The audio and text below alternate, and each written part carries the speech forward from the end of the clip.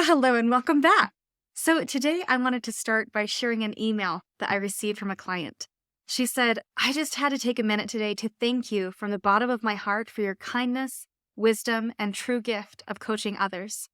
I have a peaceful feeling today for the first time since I can remember, rather than the pit in my stomach and tears ready to flow. The tools you gave me, especially last night, and your kind, gentle encouragement is what I have needed. I feel like my whole life that's what I've poured out into others, but have longed to feel that compassion returned, especially during difficult seasons in life. Grief and trauma are so real and so difficult to articulate to others. It's a lonely road at times, and you have helped me to see through these weeks to find a glimmer of hope for a better life, as well as for the first time in my 58 years of life, I can finally begin to see that I do have value and worth and deserve a happy life. Thank you so much for all that you do. You are truly an answer to prayer. I mean, wow, you guys, I was so humbled by this email and it meant so much to me. And really honest and truly, this is why I do what it is that I do. It is truly such an honor and a privilege to just be along for the ride, to accompany others on their path towards healing and personal growth. And while I am deeply grateful for the kind words that she shared, I am even more grateful for the opportunity that I have to make a positive difference in other people's lives. So if you find that you are navigating through a difficult season of life, or you're feeling overwhelmed, or maybe you just want a little bit more out of life and you're not sure how to get it, just know that you're not alone. And if, as you have been listening to this podcast, if you think that coaching might be a good fit for you, come and work with me. I do have some one-on-one spots becoming available as my other clients kind of graduate. I work in 6-week blocks, and I think you're going to be really amazed at everything that we can accomplish together in just 6 weeks. So you can email me at marianne@mariannewalker.life. And yes, I will put that in the show notes. So come and work with me. I would love to work with you. Now, on Thursday's episode, then we talked about choosing to evolve versus choosing to remain, and how consciously we all believe that we are choosing to evolve. But there may be some places in our lives where we're essentially choosing for things to remain the same if we are not actively working to create change for a situation. And so today we're going to be diving a little bit deeper into that idea by exploring passive versus massive action. So in short, passive action, it doesn't create results, whereas massive action, then it's going to have you trying again and again and again until you actually get the result that you are seeking. But it's through the doing that you're going to get that massive action. Now, I have shared this example here on the podcast before, but number one, it's my favorite. And number two, we have a lot of new listeners here on the podcast, so I'm going to share it again. So my instructor, Brooke Castillo, talked about a time when her son wanted to learn how to ride a unicycle. So they went to the unicycle store, and out of curiosity, they asked the salesman, hey, how long does it take to learn how to ride a unicycle? And he said, well, it takes about 10 hours to learn how to ride a unicycle. Now, let's talk about the passive versus the massive action of learning how to ride a unicycle. Now, the passive action of learning how to ride a unicycle, that would look like watching a lot of YouTube videos, reading books on it. Maybe you're watching other people ride unicycles. And this is passive action because you are not actually getting results. You're not actually leaning into the discomfort of learning how to do it, right? You feel like you're being productive because you're studying things and observing other people, but you're not actually getting on the unicycle. Now, the massive action for riding a unicycle looks like actually getting on the unicycle. It's figuring out your balance, seeing what does my core need to be doing as I'm riding this unicycle. It's actually trying it out. It's learning through the doing. And learning to ride a unicycle, it takes 10 hours of massive action. This means 10 hours of actually riding a unicycle and actually falling off of a unicycle for 10 hours to learn how to do it. And so, yeah, it might be more uncomfortable to fall off of a unicycle than watching a YouTube video, right? Your level of discomfort is going to be different, but one form of action is significantly more likely to get you the results that you are looking for. Another thing to notice is that passive action, it can look really productive. We feel productive when we're doing the passive action. So if we're watching a lot of videos, it's like, well, I know you said it takes 10 hours to learn how to ride a unicycle, but I've actually invested 20 hours in watching videos of other people riding a unicycle. It can feel very productive in the moment, but it's not going to get us the results that we're looking for. So now I will use a personal example to illustrate this. Now, when I first launched my coaching practice, I was super good at putting out fun and engaging content online. And I like to think that I'm still pretty good at this. But it was really interesting when I was being coached on my coaching practice, and I was asking, I'm like, yeah, I'm not really getting the clients that I'm looking for. What is going on? And my coach lovingly pointed out to me, she said, hey, I haven't heard you actually making offers. You're putting out amazing value into the world, and I love the content that you're putting out, but I'm not hearing you tell people that you're a coach. I'm not hearing you tell people that you would like to work with them. I'm not hearing you make any actual offers. So of course you're not going to be getting clients because you're really just a content creator. You're not actually doing what you need to do to bring in the clients. And this was so eye-opening for me because it showed me that, oh, I really am doing the passive action of just posting content on the internet. I'm not actually taking the massive action of creating a scenario where someone needs to give me either a yes or a no. I wasn't actually making offers. So I really did look busy because I was posting content, but I wasn't getting the result that I wanted. I wasn't getting the paying clients because I wasn't taking the massive action of actually making offers. Okay, so here's another personal example, and maybe this is familiar to you too. Sometimes I sit down and I think, you know what? I'm going to map out some really healthy meals for my family.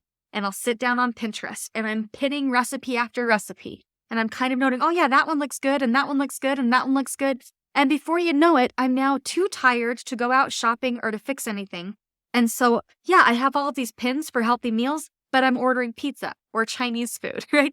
And that is the passive action of meal planning versus the massive action of maybe I go into it instead with a goal of I'm going to find 3 meals, get the ingredients for it, and make them. It's passive versus massive. So my passive brain wants to say that, no, you were so super productive.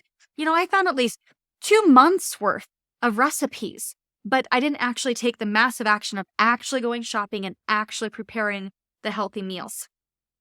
Another example of this might be talking about the problems that you're experiencing in your relationship, but not actually stating the boundaries or actually talking about it to create change, right? So instead, we're talking about the problem, but we're not taking any action to correct the problem. We think that if we just talk about it a lot, that people will just know what it is that we need, and then they'll start to fulfill our needs. But if we are talking about it without making a clear and explicit request, something that they can say yes or no to, then we are teaching them that simply talking about it is enough for us and that they don't need to actually change. So that's very similar to me making offers in my coaching practice, is you need to actually make it clear enough that somebody can say, yes, I can do that for you, or no, I can't do that for you. Make it a clear offer and a clear expectation rather than just talking about it like, oh, wouldn't that be nice? And keeping things in dreamland, but being very clear in, okay, what is it that I'm wanting? And can they give me a yes or a no? Then you'll know you're actually making some massive action rather than staying in passive action. So passive action is assuming that other people are mind readers.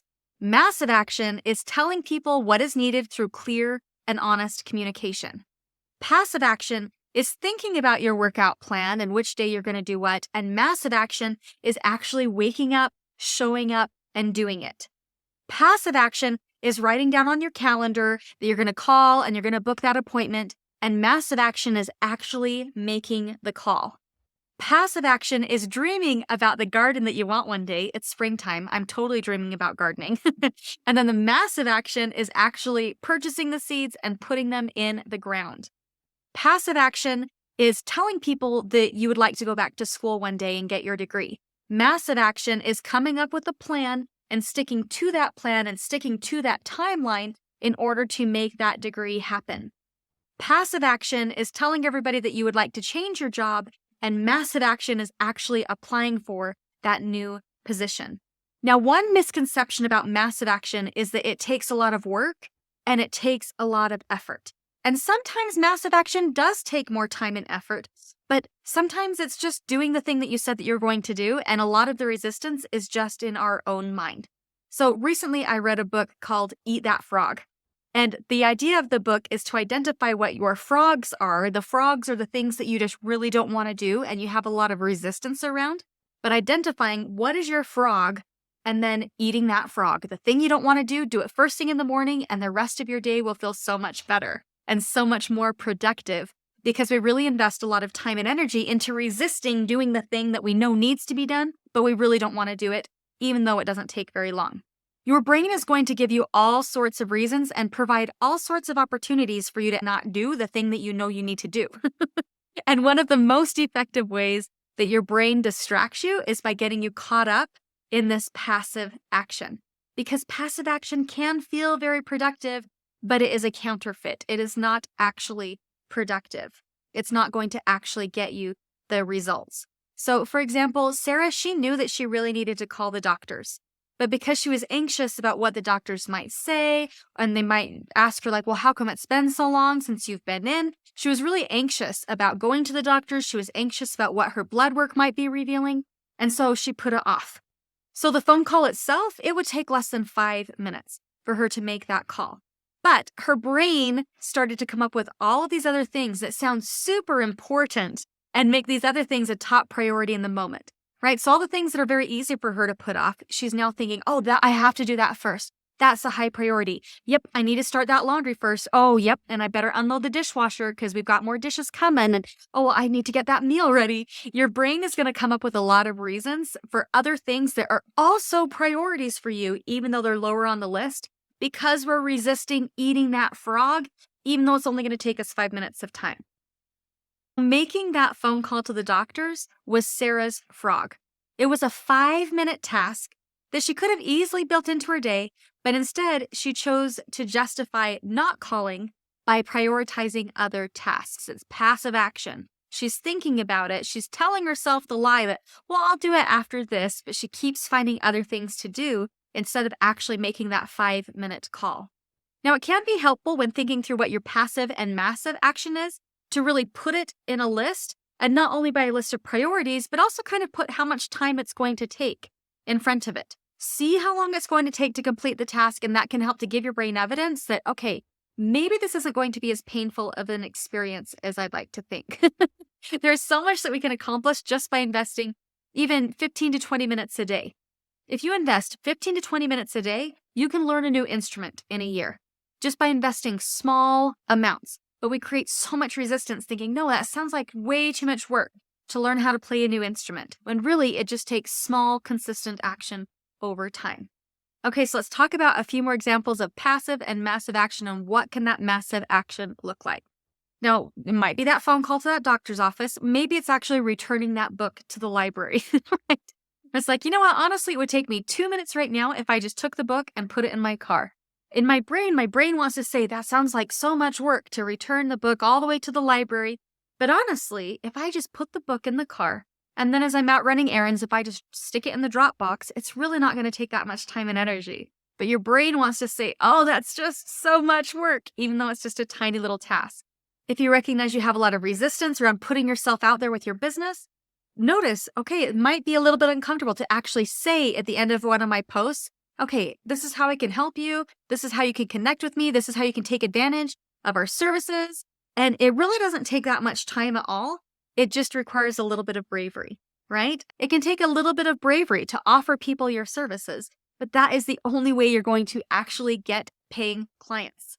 If you're like Sarah and you're putting off booking that appointment, yeah, it can feel a little bit overwhelming to make that 5-minute phone call when we've created so much resistance for ourselves. But the truth is, after you make that phone call, you're going to feel so much better. And after the phone call's been made, the subsequent appointments are going to feel so much easier. It's now on your calendar. Things are happening. We've now built momentum for ourselves. And all it took was building up that 5 minutes of bravery to make that phone call. Now let's go back to the relationship example. Yes, it can feel a little bit uncomfortable to create change in your relationship, but that discomfort is temporary. And more than likely, the discomfort of actually doing the thing, it really pales in comparison to the resistance that you're creating for yourself around not doing the thing. So for example, Sarah putting off that phone call, how many days or weeks is she going to be feeling super uncomfortable simply because she's resisting taking action? Her brain wants to tell her that she has a good reason not to take action. But remember that that's what we talked about last time was the motivational triad. Your brain seeks out pleasure, it seeks to avoid pain, and it wants to see how little it can do and still get what it wants. That's the brain's job. It's that motivational triad. And that's why we do what we do. You have a good reason for not doing the things that you know you should be doing. But here's what else is true. Your brain thinks that passive action is going to create pleasure. And you know what? It really might temporarily. We might feel like we've got away with something. Like, oh, but I was doing all those other tasks. I'm justified in not doing that task. And so I actually feel better because I've now justified myself. But it's not actually going to get you the results that you want. So when we delay putting ourselves out there, then we're ultimately perpetuating our own discomfort. And here's something else really interesting about your brain is your brain is actually going to be associating taking massive action with physical pain. You're going to feel uncomfortable because, yeah, it is actually a partial truth. The massive action can create some discomfort, right? It is going to be uncomfortable. So your brain is going to say, I am in physical pain because I have to do this thing. And so, yeah, you might be a little bit uncomfortable as you're starting to take that massive action. But remember that you are, in fact, shortening the duration of your discomfort by simply doing what it is that needs to be done. And around the brain wanting to see how little it can do and still get what it wants? Sure, like we all want to work smarter and not harder. And also, if you can get those amazing results doing the bare minimum, what might happen if you actually applied yourself and took even more massive action? What could you experience? What might you achieve if you actually applied yourself? So here's your challenge. Identify one thing that you want to change or accomplish and see if you can identify, okay, what are a few massive action steps that could lead me towards that end goal? You can do this. It just takes learning how to manage your mind. And again, if you would like help learning how to manage your mind, come and work with me. I'm currently offering 6-week packages, and these are one-on-one packages so we can work with you on your specific goals. I am loading up my spring and summer calendar. And so if this is something you want in on, take advantage of these current openings and let's get together. All right, let's talk soon. Bye now.